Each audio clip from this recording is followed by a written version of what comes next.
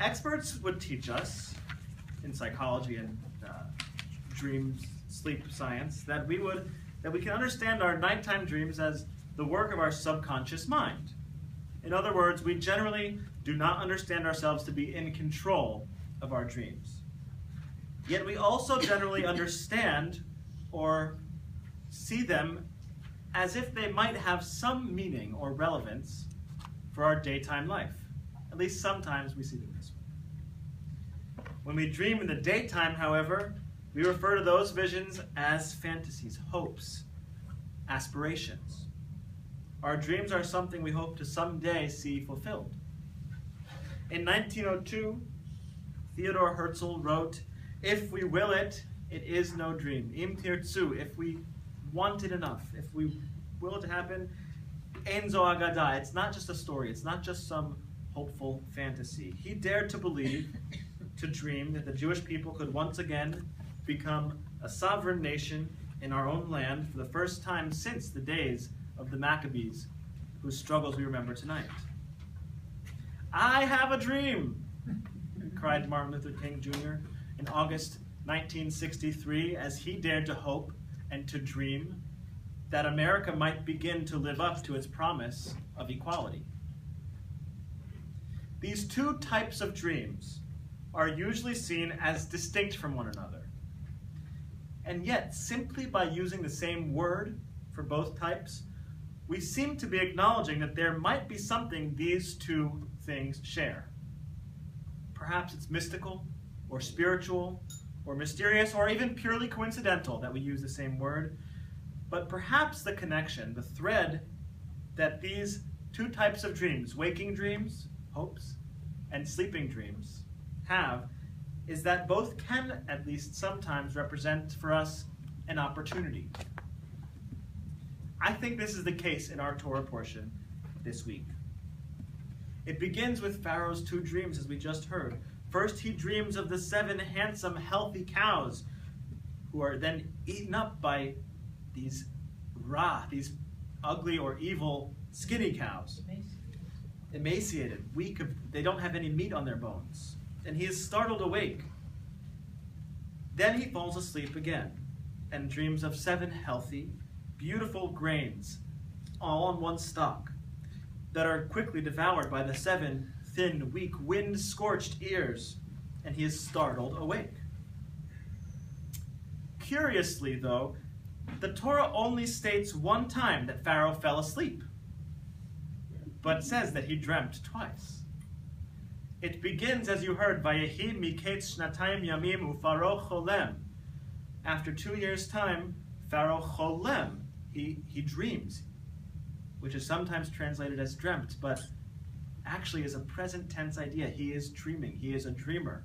He is doing something actively.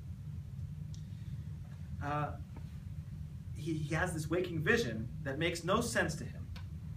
But he knows instinctively that it is more than perhaps the subtle working of his subconscious.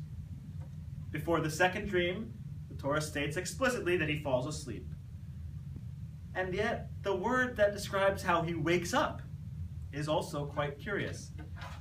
Twice the text tells us, Vayikatz Pharaoh, which we could understand as waking up, but more literally might translate as he finished, or he stopped, or ended his dream or his sleep.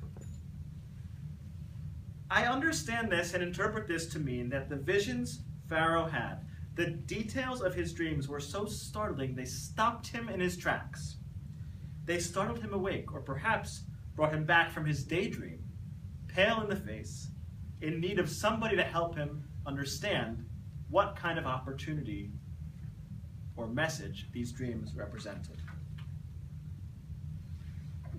So if we see this as Pharaoh having both a waking dream and a sleeping dream, we know that he's looking for an opportunity, or that he sees this not as coincidental, that these visions mean something more to him and need to be acted upon. When his soothsayers and his wise men can't help him, we know he finds Joseph.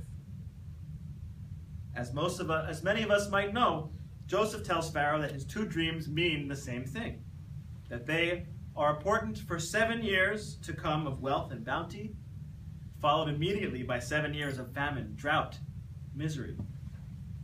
Yet Joseph knows not only how to combine these two dreams, but how to act on them to realize the opportunity they present. Joseph doesn't merely interpret them for Pharaoh, but recognizes that both Pharaoh's waking vision and his sleeping dream could be the same opportunity.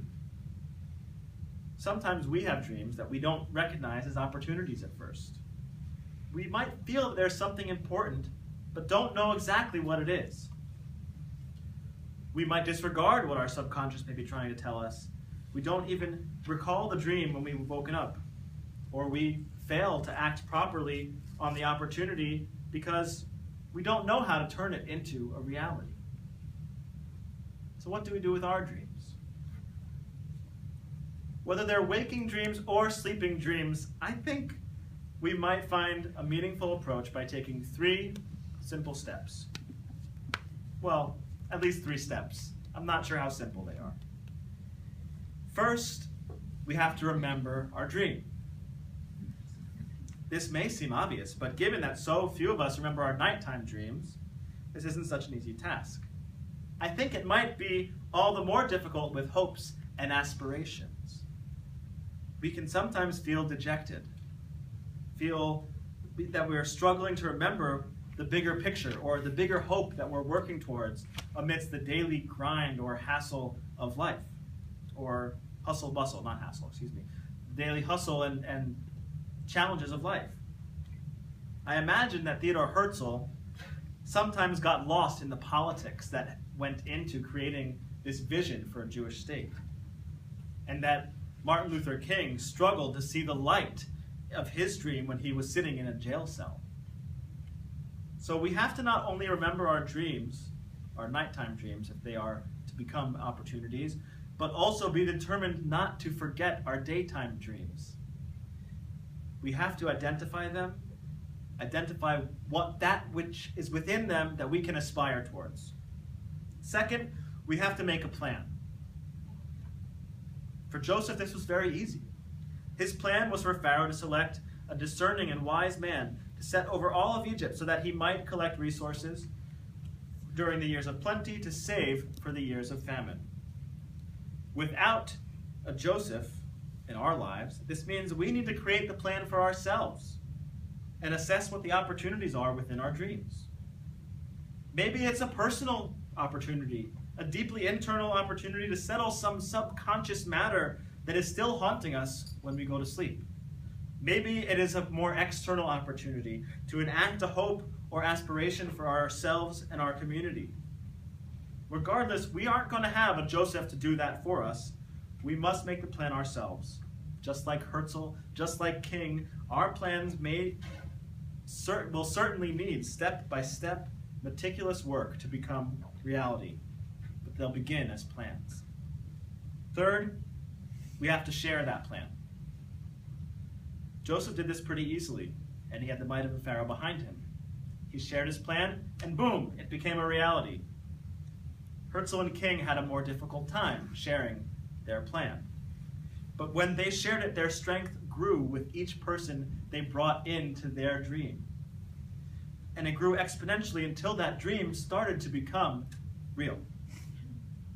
Their legacies remind us that sometimes it takes a community to make a dream come true.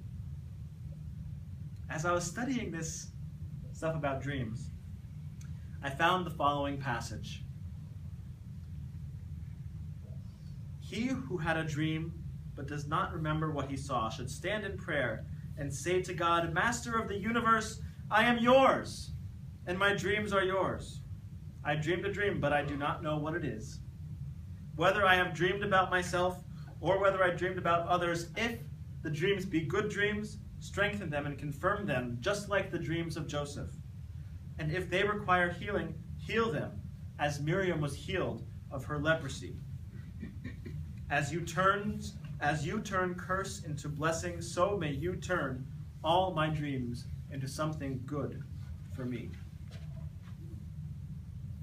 That passage from Talmud, I think, is beautiful.